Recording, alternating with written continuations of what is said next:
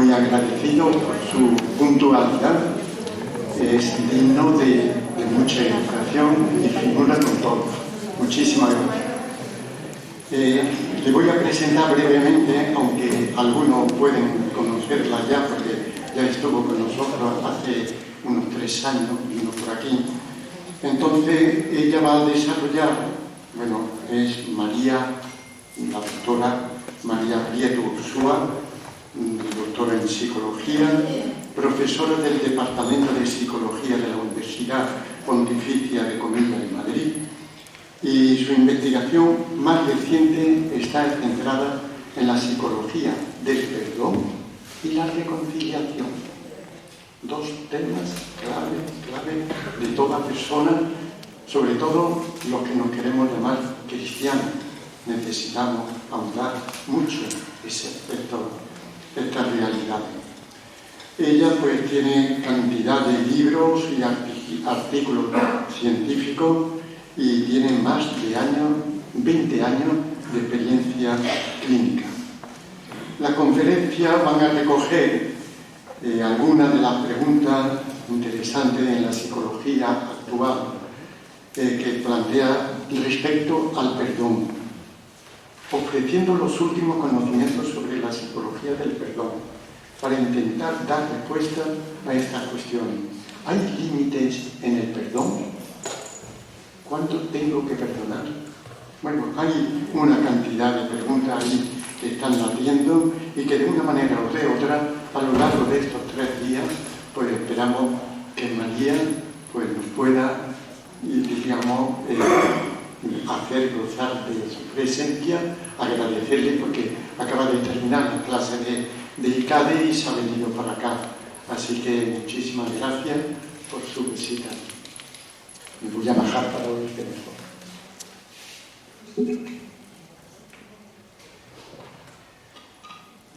A ver, así ahora, estupendo.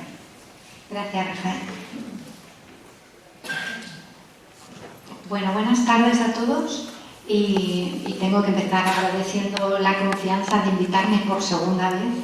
Vengo encantadísima porque el recuerdo de la primera fue estupendo y da gusto ver tanta gente interesada en estos temas, que en psicología hasta hace muy poco no se hablaba del perdón.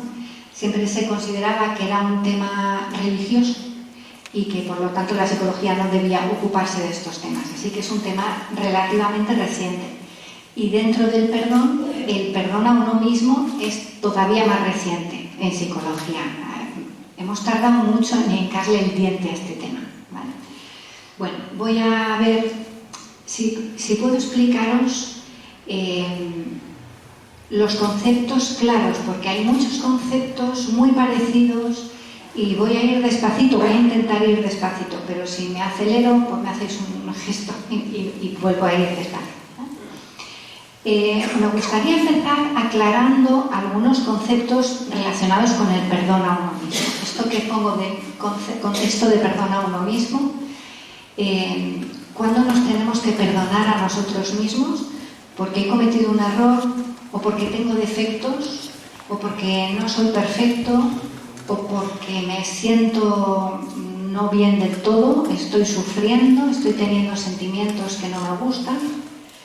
¿O porque he dañado a alguien? ¿He hecho algo que ha hecho daño a alguien, conocido o no conocido? ¿O porque me he dañado a mí mismo?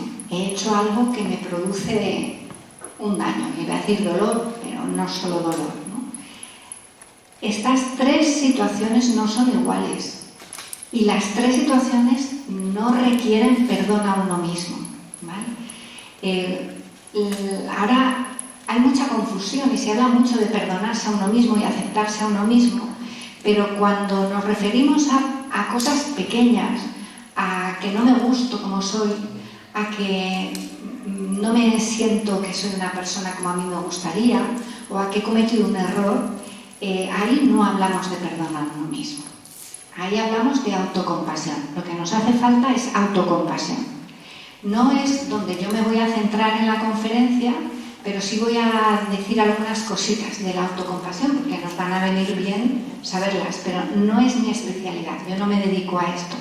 Yo me dedico a problemas, actuaciones que requieren una serie de pasos sistemáticos para conseguir llegar al perdón a uno mismo, que es un proceso muy difícil y muy duro, ¿vale?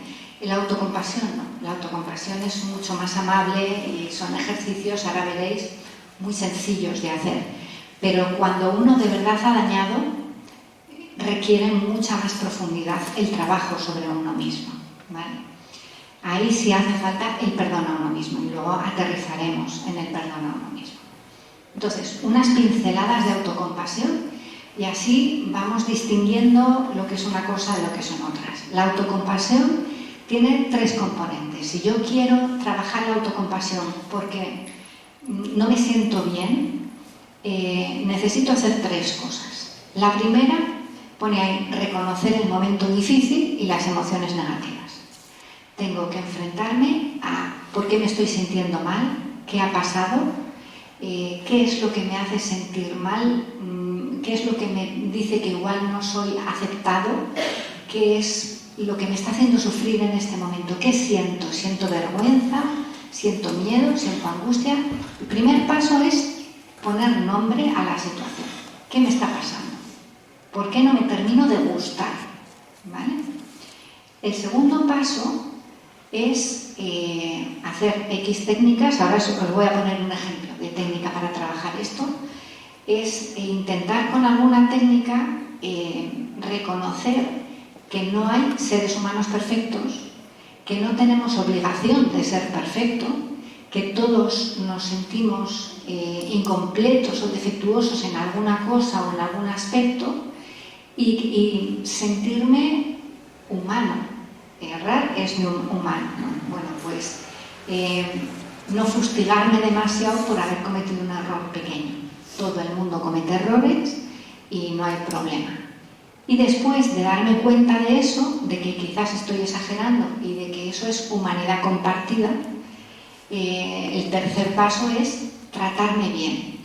Decirme en esta situación, dándome cuenta de esto, de que tampoco es tan grande, pues intentar mostrar amabilidad conmigo mismo, ¿vale? Intentar decirme cosas que me pacifiquen, que me serenen, que me apacigüen, que me sienta cuidado por mí mismo, ¿vale? Esto es básicamente la autocompasión. Tiene estos 3 pasos, tiene distintas técnicas. Por ejemplo, ¿cómo tratarías a un amigo? Pues te sientas y escribes. Si esto que hemos hecho en el primer paso de qué es lo que no me gusta, qué me está haciendo sufrir, por qué me estoy sintiendo mal, me lo está contando un amigo mío a quien quiero mucho, ¿yo qué le diría? ¿Vale? Entonces, darme cuenta de cómo trataría a mi amigo y cómo me trato a mí, qué diferencia hay y por qué yo no me trato tan bien como alguien a quien quiero mucho, ¿no? Pues esa es una de las técnicas. La pausa de la autocompasión, que es parar, a reconocer, a sentir y a decirme frases de paz, de calma, de todo va a pasar, de no te preocupes.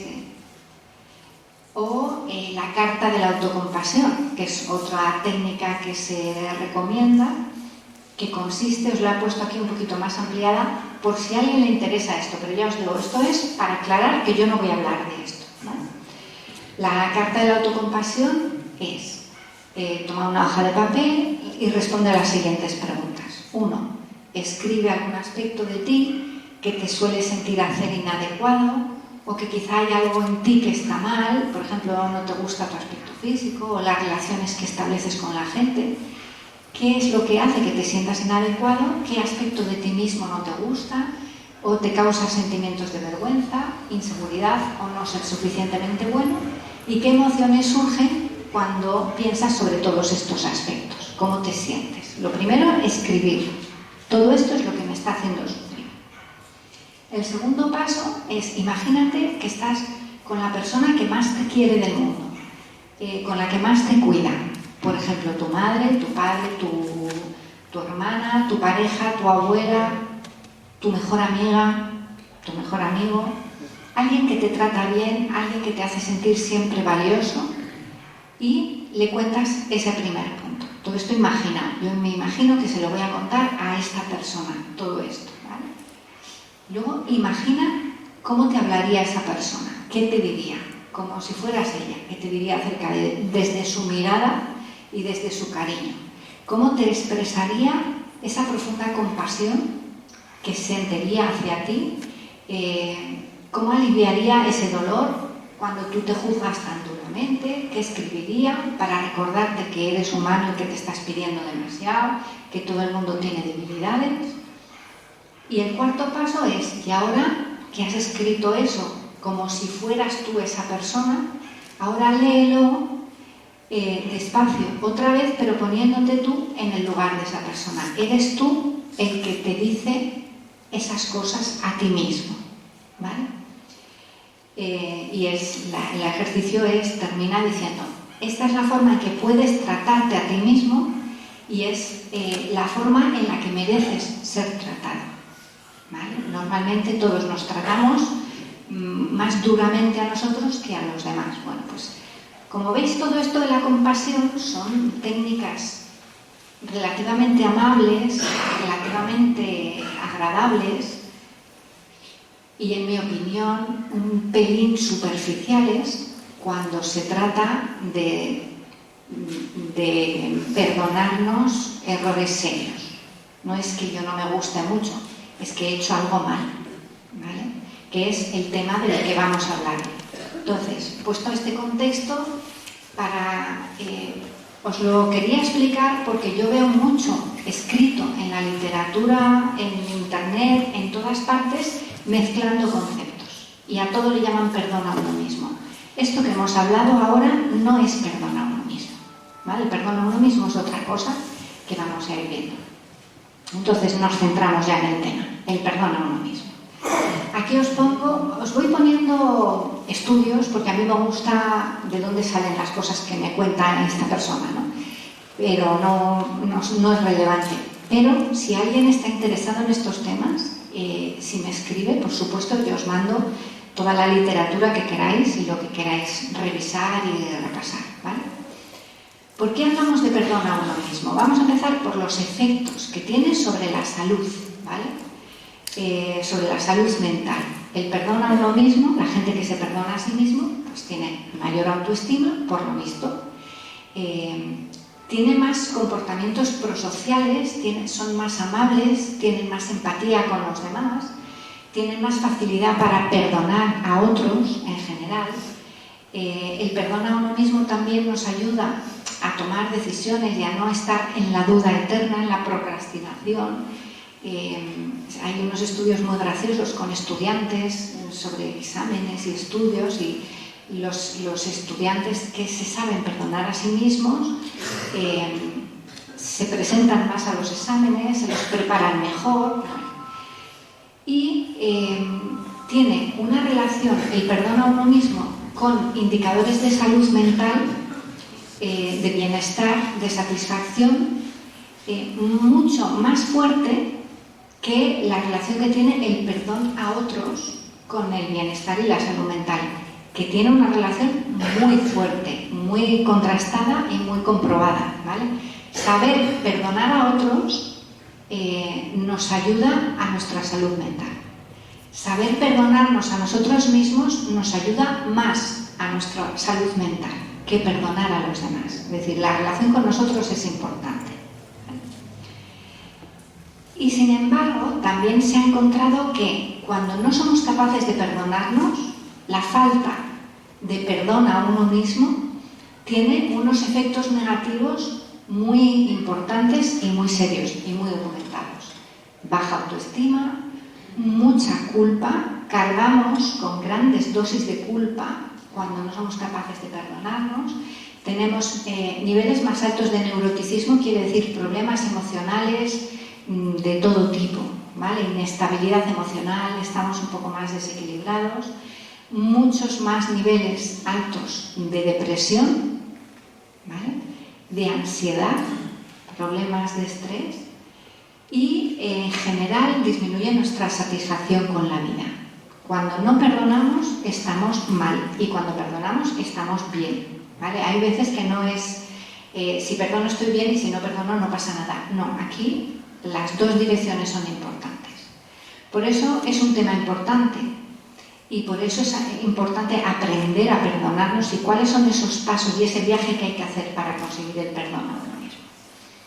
Bien, a la vez que hay estos efectos tan buenos, hay algunos autores que hablan del lado oscuro del perdón a uno mismo. Parece que no todos los efectos que se han encontrado son buenos.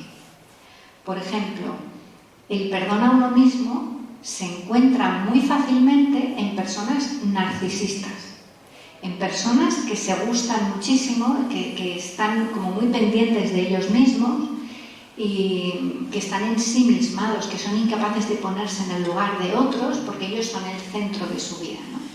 Y este es un resultado que se ha constatado en muchos estudios. Algunos autores dicen que quizás los narcisistas tienen más facilidad para perdonarse, o que quizás los que se tienden a perdonarse fácil acaban siendo más narcisistas, pues no se sabe. Pero el caso es que esta relación también está por ahí. Además, también nos han avisado que perdonarnos a nosotros mismos fácilmente puede acabar cegándonos a nuestras faltas. Es decir, no pasa nada, yo me perdono y ya está. Yo tuve una vez un compañero que tenía una facilidad extraordinaria para perdonarse a sí mismo todo. Y estábamos en un proyecto de investigación juntos y cometió un error que supuso que toda mi parte de la investigación quedaba invalidada. Se le olvidó preguntar cosas que yo necesitaba que preguntar. Y cuando le dije, hombre, bueno, no pasa nada, equivocarse es de humanos, ya está. No, yo. Demasiado rápido, eso es estar ciego a tus faltas, ¿vale? Eso es no mirar de verdad, no enfrentarse con el error que has cometido, ¿vale? Tampoco es que yo quisiera latigazos, pero un poquito de respeto a lo que ha supuesto para mí su error, ¿no? Vamos a hablar de todas estas cosas. Pero eso, el perdonarse demasiado rápido, demasiado fácil, puede hacer que no demos importancia a nuestros comportamientos cuando son incorrectos, ¿vale? Además, también puede reducir nuestra motivación para cambiar y para mejorar. Pongo ahí una mano con un cigarro fumando porque los estudios, por ejemplo, dicen las personas que se perdonan por hacerse daño con comportamientos adictivos o nocivos, por ejemplo, fumar, tienden a seguir fumando y dejan de fumar en menor medida. Porque estoy reconciliado conmigo mismo por esto y no intento cambiar. Y si tengo otro problema de algún otro tipo que me haga daño o que haga daño a otros y yo me perdono demasiado fácil o demasiado rápido, dejo de intentar cambiar. No hay coste para mí, ¿vale? Y por último, también reduce no solo la motivación para cambiar yo, sino la motivación para disculparme, para reparar el daño que he hecho a otros, ¿vale? Para buscar que me perdone el otro que ha sido dañado por mí, ¿vale? Por lo tanto, el perdón es complicado. El perdón a uno mismo hay que hacerlo bien, hay que seguir un proceso muy fino. No vale cualquier expresión de perdonarse a uno mismo para decir ya todo está bien. No todo está bien. Hay lo mismo que había cuando en la charla que di hace unos años, hablando de perdón a otros, hablaba del lado oscuro del perdón a otros y del falso perdón a los demás. También hay un falso perdón a uno mismo, ¿vale? Que puede estorbar en nuestro camino de auténtico y genuino perdón a uno mismo, ¿vale? Y parte de mi tarea de hoy es daros criterios para saber si voy bien o voy mal, si estamos en el buen camino o si esto está saliendo demasiado barato, ¿vale? Ahí lo dejamos. Puede que haya maneras de perdonarnos que no son correctas y que no solo no nos hacen bien a nosotros, sino que tampoco hacen bien a nadie, ¿vale? Bien, ¿cómo se empezó a estudiar? Ahí, en esa frase tan larga, que no hace falta que leáis, esa es la definición que se dio del perdón a los demás. La primera definición y la más utilizada ahora mismo, ¿vale? La más aceptada, que decía que uno se perdona a sí mismo cuando voluntariamente abandona el resentimiento y todos los sentimientos negativos y respuestas de evitación y de venganza a los que tiene derecho porque ha recibido injustamente una ofensa, e incluso puede llegar no solo a abandonar esos sentimientos, sino a mostrar sentimientos de compasión y de comprensión y de generosidad hacia quien me ha hecho daño, ¿vale? Sería un regalo que yo hago a quien me ha dañado. Esta es la definición de perdón a otros. Lo que se empezó a hacer en el campo del perdón a uno mismo fue aplicar directamente esta misma definición, pero en lugar de perdonar a otros, perdonarme a mí. Yo me perdono a mí mismo cuando abandono los sentimientos negativos y abandono ese malestar, e incluso me siento bien conmigo mismo y estoy en paz conmigo y me quiero y me cuido, ¿vale? Es decir, se empezó a estudiar este tema identificando el perdón a uno mismo con falta de sentimientos negativos hacia mí y con aparición de sentimientos positivos hacia mí, ¿vale? Así tal cual se trasladó una definición de perdón a los demás a la misma para mí mismo. No nos llevó a buen puerto este intento, ¿vale? ¿Por qué? Os voy a poner aquí ítems, preguntas de instrumentos que miden el perdón a uno mismo, ¿vale? Por ejemplo, para medir perdón específico, ¿hasta qué punto me he perdonado por una cosa concreta, específica, particular? Algo que he hecho mal. Pone, pues con respecto a aquello que hice y que estuvo mal, ahora me siento, y yo tengo que ir poniendo cómo me siento: miserable, compasivo hacia mí, me rechazo, me acepto, siento disgusto hacia mí. ¿Qué sentimientos tengo hacia mí? O con respecto a aquello que hice y que estuvo mal, ahora yo creo, unos cómo me siento, otros cómo creo que soy. Soy aceptable, soy bueno, soy horrible, soy detestable, soy capaz de hacer algo bueno, soy decente, soy vil, digno de amar, vergonzoso, una mala persona, despreciable. Esto es un instrumento muy utilizado en investigación y en clínica para medir perdón a uno mismo. ¿Cómo te sientes contigo? ¿Te sientes bien? Frases que miden la tendencia o la facilidad para perdonarme en general, no una cosa concreta que haya hecho, sino para perdonarme en general, pues ahí tenéis. Aunque al principio me siento mal, cuando me equivoco, con el tiempo puedo darle algún respiro, me guardo rencor a mí mismo por cosas negativas que he hecho, aprender de las cosas malas que he hecho me ayuda a superarlas. Me resulta realmente difícil aceptarme cuando he metido la pata, con el tiempo voy siendo comprensivo a los errores que cometo, no dejo de criticarme por cosas negativas que he sentido, pensado, dicho o hecho. Bien, ¿por qué me paro a revisar esto? Porque ahora vamos a ponernos en la piel de dos personas. Uno, que no reconoce que ha hecho nada malo, que no ha hecho todo el proceso de perdón a uno mismo y ha saltado rápidamente desde el error al perdón a uno mismo, y yo no he hecho nada y la culpa en realidad era de todos y tampoco era tan lo que he hecho y en realidad tampoco he hecho tanto daño, tampoco ha sido para tanto. Todas esas frases son típicas de alguien que no está en el proceso de perdón a uno mismo. Alguien que está así, defendiéndose así, contesta estas preguntas y la puntuación que da es que se ha perdonado a sí mismo, porque está estupendo. ¿Me seguís, verdad?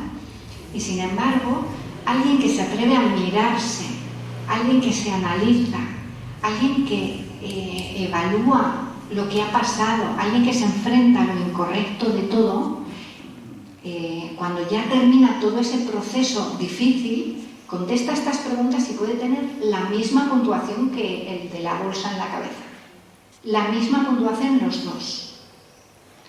Y durante un tiempo, en la investigación al perdón a uno mismo, estamos así, midiendo perdón, midiendo resultado final. Y lo que nos interesa, y con esta idea, si entendemos esta idea, yo ya me voy contenta hoy de ahí. Lo que interesa no es el resultado final, sino el proceso por el cual yo llego a ese resultado. ¿Vale? No cualquier proceso puede ser llamado perdón a uno mismo. para llegar aquí y llegar bien, necesito hacer unas cuantas tareas. Y si no las hago, pues parece que también he llegado, pero en realidad no he llegado al mismo sitio, ¿vale? Vale, entonces, vamos, ahora ya me centro. ¿Cuál es ese proceso de perdón a uno mismo? Hemos cometido un error grave, hemos dañado a alguien, hemos hecho una ofensa a alguien, le hemos traicionado, hemos dañado sus sentimientos, le hemos descuidado, la ofensa que podáis imaginar, ¿vale? Le he tratado mal, le he hablado mal, le he menospreciado delante de otra gente. Ha sido incorrecto y ha sido injusto. Estoy hablando poniendo ejemplos que podemos tener todos. Este mismo perdón a uno mismo, luego os pondré ejemplos de personas que han cometido delitos, que han cometido actos terroristas, que han cometido abuso sexual, pero de momento vamos de andar por casa, ¿vale? Errores que todos cometemos porque todos hemos dañado a alguien alguna vez, ¿vale? Cuando cometemos esto, y yo me doy cuenta que he hecho esto, nuestra mente reacciona con lo que algunos autores han llamado respuesta psicológica inmune. Lo mismo que cuando nos ataca un virus y bacterias, nuestro sistema inmunológico reacciona y se pone en guardia y empieza a activar defensas, pues nuestra mente también. ¿Por qué? Porque un error o una ofensa es una amenaza. Es una amenaza a quiénes somos nosotros, a cómo somos, a la imagen que tenemos de nosotros mismos, a la aceptación por parte de otros. Es decir, no es nada fácil asumir y reconocer que uno ha hecho algo mal y que no es tan perfecto como uno creía que era o no es tan buena persona como uno querría ser, ¿vale?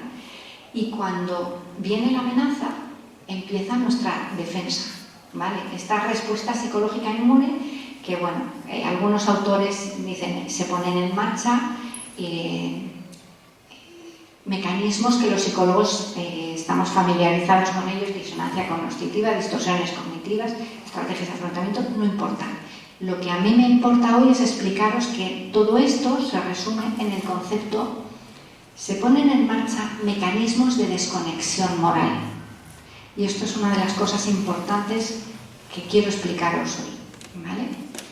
Tenemos maneras en las que nos defendemos de la imagen que nos da haber cometido un error, haber cometido un acto inmoral, haber cometido una acción incorrecta, ¿vale? Eso nos amenaza, ponemos en marcha defensas y estas defensas están muy bien descritas en una teoría que se llama la teoría de la desconexión moral. Esta teoría dice: todos nosotros, no una serie de personas especiales, todos nosotros ponemos en marcha estos mecanismos cuando prevemos que las consecuencias de lo que hemos hecho van a ser malas, o que nos van a castigar o que nos vamos a autocastigar nosotros por algo que hemos hecho. Estos mecanismos se ponen en marcha inconscientemente, ¿vale? Pero nos ayudan a ver como correcta una acción incorrecta. Esta es la forma como nos engañamos a nosotros mismos, ¿vale? Y cuando hay personas que se comportan mal y nosotros decimos, bueno, pero yo duermo con la conciencia tranquila y él no. Pues no es verdad. Él también duerme con la conciencia tranquila porque pone en marcha estos mecanismos de desconexión moral que hace que todos pensemos que somos los buenos y que hace que sea muy difícil reconocer que nos hemos equivocado. Estos mecanismos nos engañan, nos ayudan, nos mantienen nuestra autoestima, mantienen nuestra identidad a costa de distorsionar la realidad, ¿vale? ¿Cuáles son estos mecanismos? Están identificados 4 grupos de mecanismos de desconexión moral. Los primeros son redefinir la conducta, ¿vale? Yo he hecho algo mal, bueno, pero ahora voy a intentar que en el fondo no parezca que está tan mal esto que he hecho, ¿vale? Es decir, he traicionado a alguien, bueno, voy a ver cómo hago para que no suene tan mal. He matado a alguien, voy a ver cómo hago para que no suene tan mal. He robado, he cometido un acto de corrupción, voy a ver cómo hago para defenderme de esto, de esta acusación. ¿Cómo hago? ¿Cómo redefino la conducta? De dos maneras. La primera, que os sonará porque está a la orden del día, es lo que se llama comparación ventajosa. Los nombres son horribles, pero yo os explico lo que quiero decir. Comparación ventajosa quiere decir, voy a buscar otro comportamiento peor que el mío, para que el mío no parezca tan malo. Y cuando se le acusa a un político del color que sea, de, oye, que roba, esto se llama corrupción, la respuesta inmediata, del color que sea, siempre es, pero eso sí que era corrupción y ahora andamos aquí con esto. ¿Vale? Es decir, siempre hay una forma de comparar lo que yo hago con otros. Una de las frases que se utilizan para evaluar si estamos haciendo esto es, por ejemplo, dañar propiedad no es un gran problema si pensamos que otros golpean personas. Hombre, pues ya. Pero eso no quiere decir que lo que tú has hecho esté bien. Pero es la forma como nuestra mente se apacigua, ¿vale? Como intenta no enfrentarse al daño, ¿vale? Y otra es, bueno, os pongo otro ejemplo para que veáis otros límites, ¿no? Hay un libro precioso que se llama Los rendidos, el don de perdonar, se llama así. Está escrito por el hijo de unos terroristas del Sendero Luminoso, ¿vale? Y él fue entrevistando a gente, sus padres fueron asesinados de un tiro en la cabeza y ellos a su vez habían asesinado a otra mucha gente en sus actos terroristas, ¿vale? Y el libro cuenta su viaje para ver qué identidad tener con esta historia y, bueno, en fin, es un libro apasionante, muy bien escrito, muy a tumba abierta. Y él decía que curioso es porque cuando entrevistaba a gente de Sendero Luminoso decían lo mismo que cuando entrevistaba a las fuerzas del Estado que se dedicaban a matar terroristas, que era, nosotros no matamos como ellos. Ellos matan a sangre fría, ellos matan por la espalda, ellos matan con el niño delante, fijaros, comparación ventajosa incluso con asesinatos, pero no somos tan malos. Hasta ahí llega la mente humana, ¿vale? El otro mecanismo es el etiquetado eufemístico, otro nombre horrible, pero ¿qué quiere decir? Vamos a cambiar el nombre de lo que hemos hecho. Vamos a no llamarle por su nombre. Vamos a, por ejemplo, compartir respuestas en un examen es solo una forma de ayudar a tus amigos. No es copiar, no es engañar, no es mentir, no es ser deshonesto. Es ayudar a tus amigos, ¿vale? Otro ejemplo, tristemente reciente, las muertes en una guerra, las muertes civiles, las muertes de personas inocentes, son daños colaterales, no suenan como muertes, ¿vale? Yo estoy hablando de muertes, pero en el lenguaje que se utiliza son daños colaterales. O, por ejemplo, ya sabéis que, bueno, no sabéis, no tenéis por qué saber, lo conté hace unos años. Yo estuve hace unos años en Ruanda estudiando los procesos de perdón y reconciliación y estudiando el genocidio. Nadie hablaba de genocidio, nadie hablaba vamos a matar gente, era vamos a llevar a cabo la solución final, que era matar a todos los que puedas que sean del otro grupo social a machetazos. Esa era la solución final, porque nuestro pueblo ha sido injustamente tratado, oprimido y tenían toda la razón, lo habían sido. Y para ellos el matar era la solución final. Son formas, yo no despido a gente, yo les doy otra oportunidad de reconducir su vida laboral. ¿Veis? Son ejemplos donde intento que no parezca tan feo lo que estoy haciendo, ¿vale? Segundo mecanismo de desconexión moral es la justificación. El primero nos dice, no es malo. Este segundo nos dice, sí, pero yo no he tenido la culpa, ¿vale? Justificación de la conducta. Por ejemplo, con la difusión de la responsabilidad.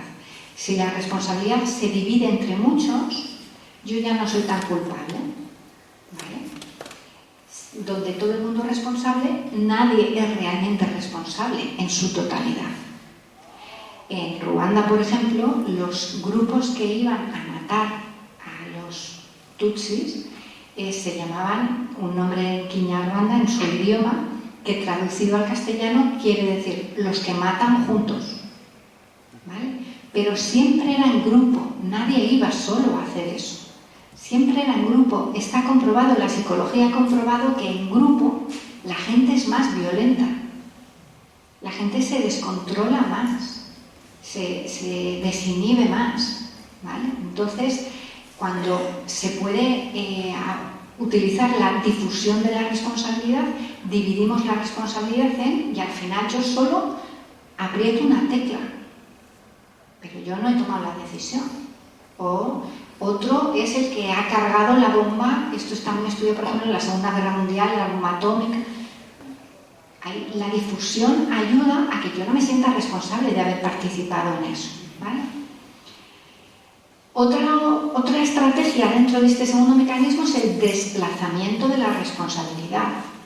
No es que se reparta entre todos y yo solo tengo un poquito, sino que yo se la paso entera a la persona que me daba órdenes. Yo soy mandado, yo solo cumplo órdenes. Como si eso nos exime de cualquier responsabilidad moral, como si no fuéramos dueños de nuestra conducta, ¿vale? Él solo seguía órdenes. En el caso de Ruanda era así, seguían órdenes y si alguien te daba una orden y era una autoridad, tú lo tenías que hacer, ¿vale? ¿Esto cómo se evalúa? A ver si estamos de acuerdo con esta frase. Si alguien es presionado para que haga algo, no debería ser culpado por hacer eso. Bueno, pues esta frase refleja este mecanismo, ¿vale? No tengo por qué ser yo responsable de algo que he hecho yo. Lo he hecho porque me lo han dicho, ¿vale? Y otra estrategia dentro de este mecanismo de desconexión moral es centrarme solo en el valor moral de la conducta, ¿vale? Justificarla. Yo estoy defendiendo a mi pueblo y solo me centro en eso. Yo estoy intentando recuperar la dignidad y la libertad y solo me centro en eso. Yo estoy intentando ayudar a un amigo y solo me centro en eso y deshaciendo la parte inmoral de la conducta, centrándome solo en la justificación, ¿vale? El tercer mecanismo es, fijaros, el primero es, no estaba tan mal lo que he hecho. El segundo es, bueno, sí estaba mal, pero yo no he tenido la culpa. El tercero es, vale, estaba mal, vale, lo he hecho yo, pero no es para tanto. Minimizar las consecuencias, tampoco he hecho tanto daño, ¿vale? ¿Cómo? Evitando mirar el daño que he causado, ¿vale? No miro imágenes. Si yo he tomado una decisión que ha dañado a personas y puedo ver las imágenes, no me cruzo con esa persona, no escucho, no atiendo a su discurso, evito cualquier cosa que me recuerde que yo he fallado y que yo he cometido ese dolor, ¿vale? O acostumbrándome al daño que hago. Os voy a contar una anécdota. Hace unos años dirigía una tesis doctoral sobre psicopatía en menores, en niños y adolescentes, ¿vale? Los psicópatas, que son los que cometen actos aberrantes sin ninguna culpa. Y la doctoranda había hecho entrevistas en centros de menores, tutelados, y entonces estaba clasificando los delitos que habían cometido los menores en violentos y no violentos. Y dice, este robó el bolso a una señora mayor y en el robo la empujó, la señora se cayó, se rompió, no me acuerdo, era la cadera, me parece, y le robó en su portal y salió corriendo y la señora se quedó ahí tirada, medio inconsciente. Y ella dijo, este no violento. Y yo dije, ¿cómo que no violento? Ponte en el lugar de esta mujer, que un desconocido en su portal le agrede, le roba, le empuja, le hace daño, se va sin ayudarla, ¿cómo que no violento? Y se quedó así diciendo, claro, es que yo estoy acostumbrada a que me cuenten que han cogido un cuchillo y han matado a su madre. Entonces, claro, comparado con eso, esto me parece no violento. Eso es un ejemplo de que te acostumbras a un nivel de daño que al final ya no te das cuenta, pierdes sensibilidad hacia el daño que se comete a las personas. Ya nos parece que todo es poco importante, ¿vale? Bien, y el último mecanismo de desconexión moral es el envilecimiento de la víctima. Este tiene dos componentes, ¿vale? Vale, hemos dicho, si asumimos que esto estaba mal, asumimos que lo he hecho yo, asumimos que he hecho daño y que realmente sí que ha sido perjudicial y dañino para alguien, lo único que me queda ya por hacer para defenderme es pensar que la víctima se lo merecía, ¿vale? Y la primera cosa que hacemos es atribuirle la culpa a la víctima. Empezó ella, él empezó provocando, o es que ya me estaba invitando a hacer esto porque siempre en un conflicto, y esto lo veremos mañana cuando hablemos de reconciliación, en un conflicto hay dos partes agrediéndose. Pues el inicio de la agresión siempre es el otro empieza siempre, ¿vale? Ese es este mecanismo, la atribución de culpa o por ejemplo, parte de la culpa, esto también es otro ítem que recoge estos mecanismos, parte de la culpa del abuso sexual hacia una mujer es de la propia mujer por ir vestida de cierta forma o por ir sola a determinadas horas de la noche. Eso es este mecanismo de desconexión moral. Yo no quiero ver lo que he hecho. Los abusadores sexuales de menores culpan a los menores. Me estaban provocando. Pero así, tal cual. No son capaces de reconocer que los comportamientos de un menor, primero son de un menor y no los puedes evaluar en la misma categoría que los de un adulto, y segundo, porque atribuyes intenciones, ¿no? Bueno, me voy de tema. Pero la atribución de culpa es la primera defensa cuando ya no me quedan más defensas. Y si estamos hablando de que la víctima es absolutamente inocente y no se le puede culpar, porque ha sido, ejemplo, un niño que se ha muerto en un atentado terrorista contra otra persona y él pasaba por allí, y no se le puede culpar porque no tiene culpa de nada, entonces es cuando utilizamos los mecanismos de devaluación de la víctima, intentamos deshumanizar a la víctima. Si yo veo que he dañado a alguien con quien me identifico y que es igual que yo, me siento mal. Pero si he dañado a alguien que no vale lo mismo que yo, no me siento tan mal. Entonces, ¿qué hago? Utilizo, por ejemplo, palabras, expresiones, ahí pongo cucaracha, porque era la forma como los hutus llamaban a los tutsis en Ruanda. No decían los tutsis, decían cucarachas. ¿Por qué? Porque si le pongo un nombre de animal, ya parece que no es tan humano, ¿vale? La deshumanización del otro es clave para todos los conflictos. Por eso yo soy muy pesada con las palabras que utilizamos. Porque hay gente que hace conductas absolutamente inmorales, absolutamente.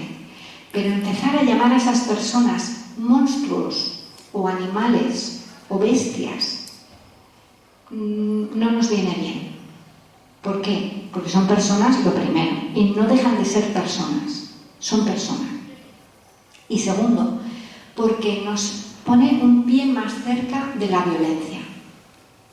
Tenemos una barrera menos para ser violentos contra él, ¿vale? Cuidado con las palabras que utilizamos, cuidado con deshumanizar a las personas, cuidado con devaluarlas, ¿vale? Todos somos dignos. Hayamos hecho lo que hemos hecho, todos somos seres humanos y nos tiene que doler lo que le pase a alguien, aunque me caiga fatal, pero nos tiene que doler, ¿vale? Bien. Estos mecanismos de desconexión moral, como os digo, es la primera barrera para el perdón a uno mismo. Yo he hecho algo mal y mi mente reacciona y se defiende. ¿Y qué más pasa? Volvemos al proceso del perdón a uno mismo.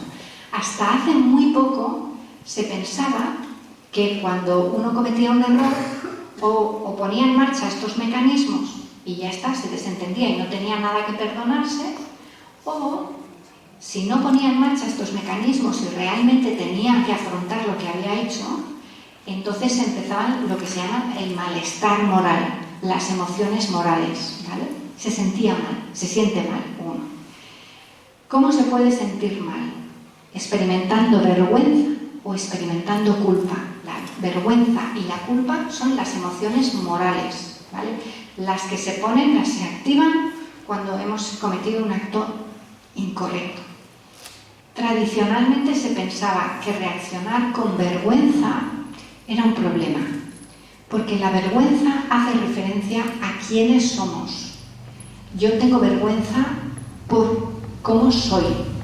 He hecho eso y eso quiere decir que yo soy una persona indeseable o defectuoso o mala persona.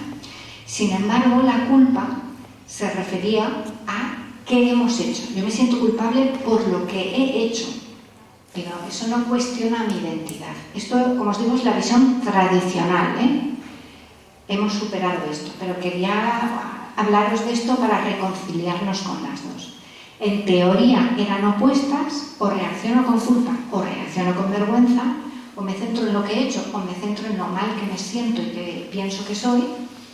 La vergüenza me lleva a castigarme demasiado, a fustigarme, la autocondenación, a castigarme demasiado, a sentirme lo peor, y eso dificulta el perdón a uno mismo.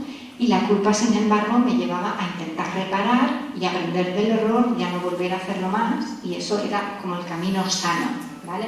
El verde era el buen camino, el rojo es el camino complicado, ¿vale? Bien, pero empezamos a ver que no siempre la culpa llevaba a buen puerto y no siempre la vergüenza nos llevaba a la autocondenación. Así que esto ha ido profundizando el proceso y entonces ahora ya aterrizo. ¿En qué consiste el genuino perdón a uno mismo?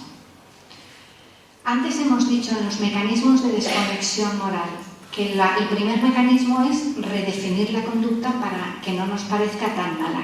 El primer paso del perdón a uno mismo es reconocer lo incorrecto de lo que hemos hecho. O sea, el perdón a uno mismo, el primer paso siempre es ¿qué ha pasado aquí? ¿Qué he hecho yo? Sin defensas, a tumba abierta. Enfrentarnos a algo que nos está haciendo daño, que nos amenaza, que nos descoloca, que no entendemos cómo hemos sido capaces de hacer eso, pero lo hemos hecho. Primero tenemos que empezar diciendo, esto que he hecho estaba mal. Mientras yo no lo reconozca, no hay perdón a uno mismo que valga. No tengo por qué meterme en un proceso de perdón a uno mismo si yo no he hecho nada mal, ¿vale? Eso que que hice estaba mal. ¿Y por qué estaba mal? Tengo que darme cuenta de cuáles son los valores que he violado con esa ofensa. Los valores de la relación, los valores sociales, los valores morales. ¿Por qué esto es tan incorrecto? Enfrentarme a eso, sin defensas, sin etiquetados y sin comparaciones. Esto estaba mal, esto no está bien hecho. Segundo paso, lo mismo que antes nos justificábamos porque otro me ha presionado, porque éramos varios, porque en realidad era para un bien mayor o así. Lo siguiente es asumir la responsabilidad, asumir mi responsabilidad en lo que he hecho, ¿vale? Lo pongo, no sé si se ve bien, pero lo he puesto en negrita. ¿Por qué? Porque este es el paso. Sin este paso ya no se puede seguir. Si no nos sentimos responsables de nuestro comportamiento, no vamos a llegar a un auténtico perdón a uno mismo, ¿vale? Si yo pongo excusas, esto no va bien, ¿vale? Si me quedo con el es que yo intentaba, es que yo quería, bien, entendido, pero asume, ¿vale? Hay veces que esta responsabilidad se intenta evitar aludiendo a mis propios problemas. Los abusadores sexuales muchas veces en alta frecuencia han sido abusados ellos también en su niñez. ¿Eso justifica un abuso posterior? No. Entonces, es un ejemplo para decir, acudir a situaciones o razones que me digan, por eso no me quedó más remedio que hacerlo, no es el camino correcto para el perdón a uno mismo. ¿Vale? Me vais siguiendo, ¿verdad? A veces me repito un poquito. ¿Vale? Asumimos la responsabilidad, segundo. Tercero, no minimizo las consecuencias, sino que me doy cuenta del dolor que he causado a otros. Tengo que ponerme en el lugar de quien ha recibido esa ofensa. Tengo que ponerme en el lugar del otro para darme cuenta cómo lo ha vivido él. Porque si yo me paso la vida defendiéndome, nunca voy a abrir los ojos a decir, pero fíjate qué ha supuesto tu comportamiento para esta persona, cómo se ha sentido, cómo se ha debido de sentir cuando ella esperaba y tú le has dado. ¿Vale? El envilecimiento de la víctima es otro de los mecanismos que tenemos que intentar controlar. ¿Cómo? Reparando, haciéndole ver a la víctima que es valiosa, que nos duele su dolor y que queremos expresar de alguna manera nuestro deseo de reparación, nuestro deseo de aliviar su malestar, el malestar que yo he causado. ¿Vale? De hecho, este paso de reparación interpersonal, de ir a la víctima, no siempre a pedir perdón, que si puede ser bien, pero simplemente a decir, siento mucho lo que estás pasando y si puedo hacer algo por ti, dime. Este paso durante muchos años en la psicología del perdón a uno mismo se obviaba.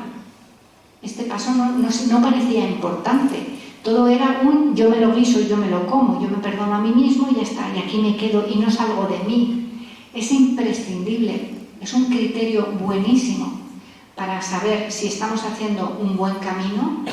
He ido a la otra persona, he intentado sanar lo que he originado, un buen criterio, ¿vale? Y después de hacer estos 4 primeros pasos llega lo más difícil.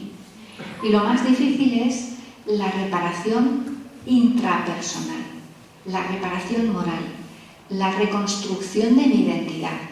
Si yo he tenido la valentía de mirar al espejo y decir, he hecho esto estaba mal, lo he hecho yo, he hecho daño. Si yo he hecho eso, eso me cambia. Yo no puedo ser la misma persona de antes. Ahora tengo que reconstruirme, porque ahora soy una persona que ha hecho daño a otra. Y no sin querer, no estamos hablando de que te he pisado sin querer, sino le he hecho daño, sabiendo que esto le podía dañar. ¿Vale? Entonces empieza el proceso de reparación intrapersonal o reparación moral, ¿vale? Que consiste, ahí os pongo la foto de un libro que os recomiendo. Está escrito por un antiguo etarra, terrorista de ETA, que tuvo su proceso personal de esto, de darse cuenta de lo que había hecho, de lo incorrecto de lo que había hecho, del daño que había causado. Y el título es, si no lo veis bien, lo difícil es perdonarse a uno mismo. ¿Vale? ¿Por qué? Porque cuando yo le he hablado mal de una amiga y le he hecho daño, bueno, estamos en un nivel, pero cuando lo que uno tiene que reconocer y lo que tiene que asumir la responsabilidad es que he matado mucho a mucha gente durante mucho tiempo y que he hecho mucho daño a las víctimas y a las familias de las víctimas, hace falta valor para enfrentarse a eso. Y como decía un compañero mío de justicia restaurativa, Julián Ríos, de comillas, que él trabaja desde el derecho, pero tenía que ser psicólogo porque es de una delicadeza magnífica. Decía, es que cuando uno empieza a ver, ya no puede dejar de ver. Esto es lo que pasa cuando uno se enfrenta de verdad a mi pasado, a todas esas conductas incorrectas. Dice, cielo santo, ¿qué he hecho? ¿Qué he hecho? Entonces, en este proceso tengo que encontrar la manera de reafirmar los propios valores o reconstruirme con valores nuevos que antes no tenía o que quizás no daba importancia, y restaurar mi propia imagen, pero contestarme a la pregunta de ¿y quién soy yo ahora? O sea, ¿cómo puedo vivir conmigo mismo después de haber admitido errores serios y actuaciones absolutamente inmorales e incorrectas? ¿Vale? Este paso, este último paso es el que teme la gente que se defiende, la gente que se autoengaña, la gente que pone en marcha los mecanismos de desconexión moral, porque es muy fácil decir lo siento, pero es muy difícil mirarse a uno mismo y decir ¿y ahora qué hago conmigo? ¿Vale? Si os dais cuenta, en todo este proceso no tiene nada que ver con esto que habíamos empezado hablando de la autocompasión, de venga, todo el mundo comete errores y venga. No, este es un proceso súper difícil de hacer, ¿vale? Y voy terminando con un resumen, con otro aspecto importante del perdón a uno mismo, ¿vale? Cuando cometemos el error, nos preguntamos, ¿el daño es reparable? ¿Mi imagen es reparable? ¿Mi pertenencia al grupo está amenazada? Sí, ¿no? Y podemos reaccionar de diferente manera en función del contexto en el que estamos. Hasta ahora os he estado hablando como para nosotros mismos, para que cada uno piense en sí mismo, pero ahora os voy a hablar para cómo ayudamos a otros a meterse en el proceso de perdón a uno mismo, ¿vale? En un contexto de rechazo, en un contexto de juicio duro, donde veo muchas amenazas a quién soy y a cómo me tratan, y me están tratando como si yo fuera la peor escoria o pienso que me van a tratar así, lo normal es que este reconocimiento de la ofensa me lleve a sentirme inferior, lo que en la visión tradicional llamaban vergüenza, bueno, ahora se llama inferioridad global, ¿vale? Me siento mal, me siento defectuoso, siento que hay algo que no está bien y tengo dos opciones, o negarlo, poner en marcha esos mecanismos que decíamos antes, y entonces yo, ojos que no ven, corazón que no siente, y llego al falso perdón a uno mismo, yo estoy muy bien, porque no he hecho todo este proceso, o caigo en el sobrecastigo, en la sobrecondenación y me dedico a intentar que los demás no se den cuenta de lo defectuoso que soy y de lo inferior que soy, ¿vale? O sea, me voy o a la negación de la que no pasa nada o a la exageración de esto es horrible, ¿vale? Pero en un contexto de aceptación, en un contexto donde yo me siento valioso a pesar de lo que pueda haber hecho, ahí sí puedo llevar a cabo todas esas acciones, ahí sí puedo acabar autoaceptándome, perdonándome a mí mismo, teniendo compasión de mí mismo y llegar al perdón a uno mismo, ¿vale? Esta diapositiva era para reflejar lo importante que es el otro cuando yo tengo que hacer un proceso de perdón a uno mismo. Si yo, el otro me escucha y me respeta y me valora y me transmite la idea de tú sigues siendo valioso, yo puedo poner en marcha todo este proceso tan difícil que os he contado. Puedo, me atrevo, ¿vale? Si me siento juzgado, me siento criticado, no lo voy a hacer, porque me va a llevar a un sitio que me va a hacer mucho daño. No lo voy a hacer, ¿vale? Por eso, por ejemplo, yo no sé si estáis familiarizados con la espiritualidad ignaciana y los ejercicios de San Ignacio y tal, pero ya que estamos por aquí, por eso los ejercicios no empiezan la primera semana con el pecado directamente, empiezan con la creación y con la imagen y con el principio y fundamento, con la imagen de un Dios que te quiere, que te acepta, ya, spoiler total, ya. De buenas a primeras tú ya te quiero. Y luego ya empezamos a hablar, empezamos todo este proceso de análisis de pecado desde ese contexto de aceptación incondicional de Dios hacia nosotros. Eso facilita mucho. Pero cuando no estamos en contextos de religión y de fe, pero sí en contextos interpersonales, si tenéis al lado a alguien que tiene pendiente esta tarea, intentar transmitir respeto, valía y dignidad hacia él, porque eso le va a ayudar, ¿vale? Y sin embargo, pero ¿cómo has podido? ¿Pero qué clase de persona eres? Pero que eso no ayuda a nadie nunca, ¿vale? Él tienes que arrepentirte y ya cambia mi imagen de ti. Eso no ayuda a nadie. Nos tenemos que sentir respaldados por una aceptación previa, ¿vale? El contexto es súper importante. Y ya está. Muchas gracias por escucharme.